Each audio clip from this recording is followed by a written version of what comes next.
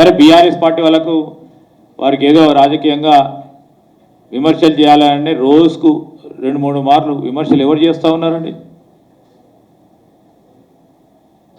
ట్వీట్లు ఎవరు పెడతా ఉన్నారు? ఒకరు ఇద్దరు మీకు తెలుసు. ఒక పరంగా కేటీఆర్ గారు, ఇంకో పరంగా హరీష్ రావు గారు. అసలు బీఆర్ఎస్ పార్టీ వాళ్ళు ఇద్దరిదే తెలుసు కదా, కేసీఆర్ గారిది.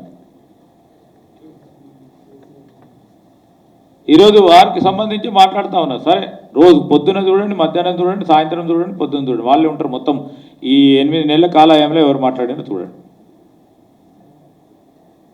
అంటే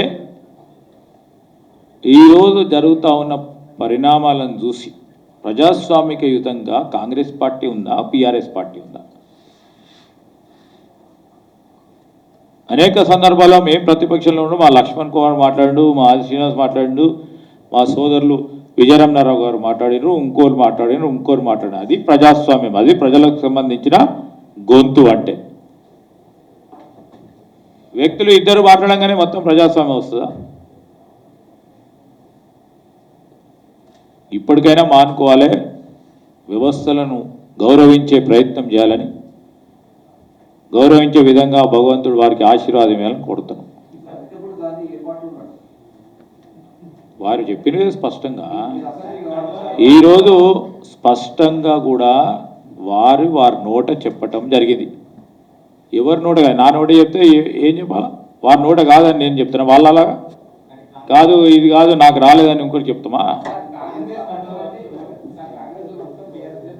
ఈరోజు ఆయన నియోజకవర్గానికి సంబంధించిన అభివృద్ధి జరగాలని కలవడం జరిగిందని వారు స్పష్టంగా చెప్పడం జరిగింది. చెప్పినాక ఇంకా సంశయం ఏంది? ఈ వ్యవహారం విషయంలో నడుస్తూ ఉంది, కోర్టుకు సంబంధించిన అంశం నడుస్తూ ఉన్నప్పుడు ఈరోజు కోర్టుకు సంబంధించిన అంశం విషయంలో నేను ఎక్కువ మాట్లాడదలుచుకోలేదు.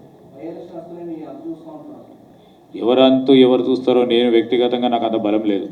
ఓకే, మా కాంగ్రెస్ పార్టీకి ఫిజికల్గా అంత బలం లేదు, కానీ ప్రజల బలం ఉంది, మాకు ప్రజాబలం ఉంది. ప్రజలు చూస్తారు ఎవరికి చూడాలనో. ఇప్పటికే 2 సార్లు చూసిండ్రు, 3వసారి కూడా వారు అంతు ప్రజలే చూస్తారు.